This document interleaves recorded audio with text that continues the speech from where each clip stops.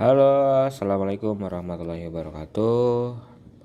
Kembali lagi pada pembelajaran sejarah hari ini, di mana kita akan meneruskan pembahasan terkait masa pergerakan nasional, yang mana pada materi sebelumnya kita sudah membahas terkait bagaimana berdirinya organisasi Budi Utomo.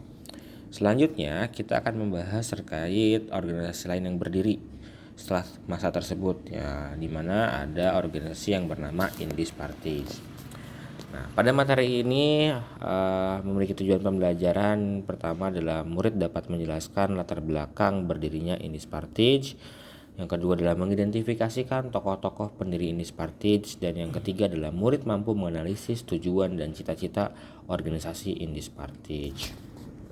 Adapun latar belakang yang melatar belakangi berdirinya organisasi ini adalah pada awal abad ke-20. Masa ini merupakan masa yang penting dalam sejarah Indonesia. Nah, pada masa tersebut, masyarakat Hindia Belanda atau Indonesia pada saat ini mulai menyadari pentingnya persatuan dan kebebasan dari penjajah, di mana sebelumnya perjuangan melawan penjajah masih bersifat kedaerahan, seperti perlawanan Diponegoro, Patimura, atau Imam Bonjol.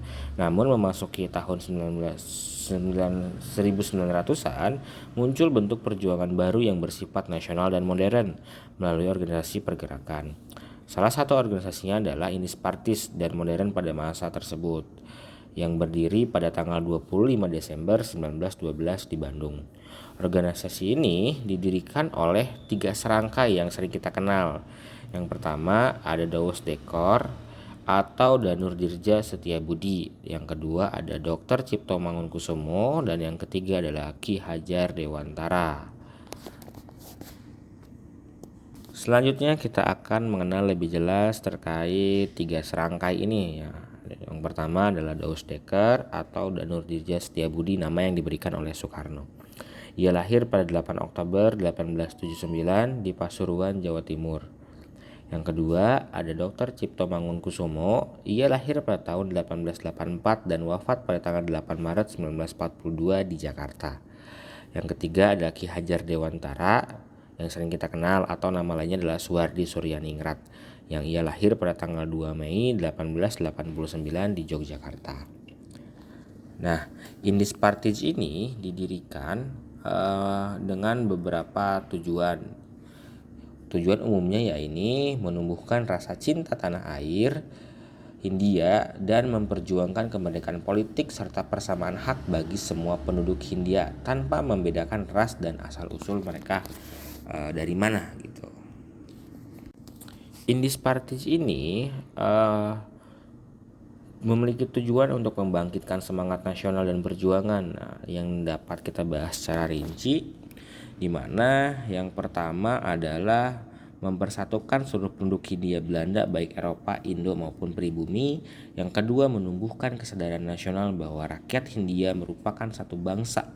Yang ketiga adalah memperjuangkan persamaan hak politik dan sosial antara semua warga Hindia. Yang keempat ini membentuk partai politik nasional pertama yang menuntut kemerdekaan penuh dari penjajah.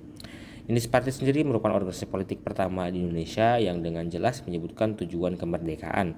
Pada masa itu, menyuarakan kemerdekaan secara terbuka dianggap sebagai tindakan berbahaya dan subversif.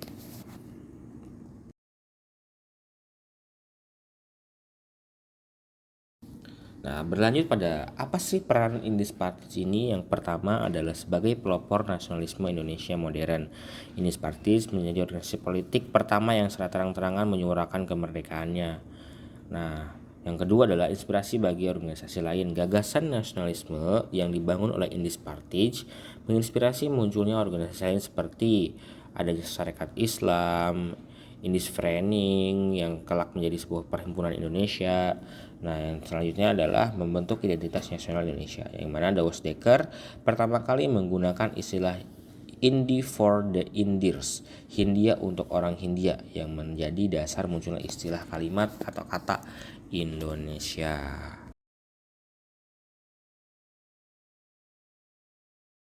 Lalu apakah dalam perjalanannya organisasi ini berjalan mulus? Tentu saja tidak. Mereka tetap pasti mengalami hambatan-hambatan.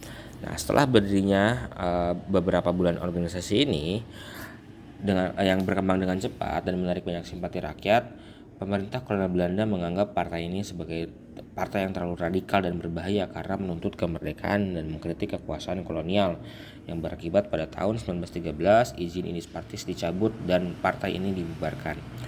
Ketiga pendirinya yang dikenal sebagai Tiga Serangkai diasingkan Belanda. Walaupun organisasi ini berumur pendek, semangat perjuangannya tetap hidup dan menginspirasi banyak tokoh muda untuk melanjutkan perjuangan melalui organisasi lain seperti Indis Perenning, Sarekat Islam, dan Partai Nasional Indonesia.